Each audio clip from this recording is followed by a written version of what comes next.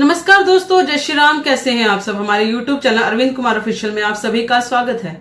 सनातन का अर्थ ही ऐसा है कि जिसका अंत न हो सके, जो हमेशा से पुरातन रहा हो, जिसका आदि अंत ना हो, जिसकी शुरुआत ही नहीं तो उसका अंत कहां से होगा। ऐसा मैं इसलिए कह रही हूं क्योंकि जहां जहां भी इसके प्रमाण ढूंढे गए हैं वो मिले हैं।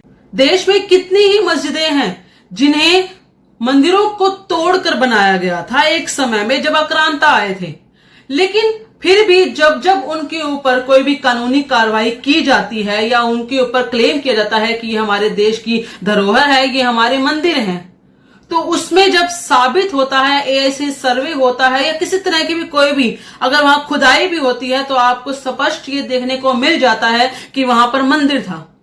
और यही नहीं, अगर हम आम तरीके से बात करें या हम आम तरीके से कहें कि कहीं भी अगर आपको लगे कि वहां पर कहीं खुदाई चल रही है, वहां पर अगर ढूंढने पर भी मूर्तियां मिल जाती हैं, तो ये बात साबित होती है कि वहां पर भी हमारे सनातन धर्म का ही नाम है। और यही नहीं, बहुत सी ऐसी न्यूज हमें देखने को मिल जाती है जहां पर यह बताया जाता है कि वहां पर तालाब की खुदाई हो रही थी या वहां पर किसी बिल्डिंग को खड़ा किया जा रहा था, वहां पर लिफ्ट बनाई जा रही थी और खुदाई में हमें भगवान की मूर्ति मिली।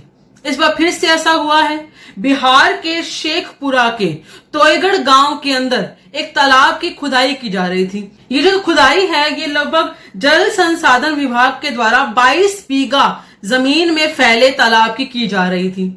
अब जैसे तालाब की खुदाई की जा रही थी, उसी वक्त वहां के जो इंजीनियर है या वहां पे जो उस जेसीबी मशीन को चलाने वाले लोग थे, उनके द्वारा जब इस चीज को खोदा गया तो वहां पर एक अजीब सी आवाज सुनाई दी, जिस आवाज को सुनने पर लोगों को शक हुआ कि इसके नीचे कुछ ना कुछ तो है।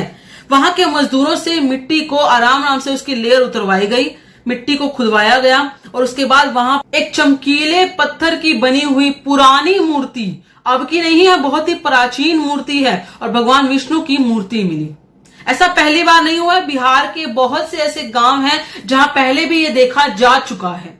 बिहार में ऐसे कई गांव हैं जैसे कि महूस, लोहान, कुरमुरी, एकरामा, नवीनगढ़, ककरार, चकंद्रा, गब्य, समास और इटहरा, इस जैसे कई सारे गांव हैं जहां पर तालाब या पोखान की जब खुदाई की जाई थी तो वहां पर बहुत सारे देवी देवताओं की मूर्तियां मिली, जिसमें महाशिव, मां काली, मां पार्वती, महात्मा बुद्ध, भगवान विष्णु, लक्ष्मी मां, सूर्य भगवान और कई तरह के देवता जिनकी मूर्तियां मिली हैं। इस तरह की मूर्तियां जब भी गांव के लोगों को मिलती हैं या ये कहें कि उस क्षेत्र के लोगों को मिलती हैं तो वहां पर एक खुशी की लहर दौड़ जाती है। इस बार भी वही हुआ, लोगों में खुशी की लहर दौड़ गई। लोगों को लगा हमारे भगवान हमारे पास आए हैं और लोगों ने उसी मूर्ति को, जो ये मिली है, उस मूर्ति को हनुमान जी के मंदिर में स्थापित कर दिया।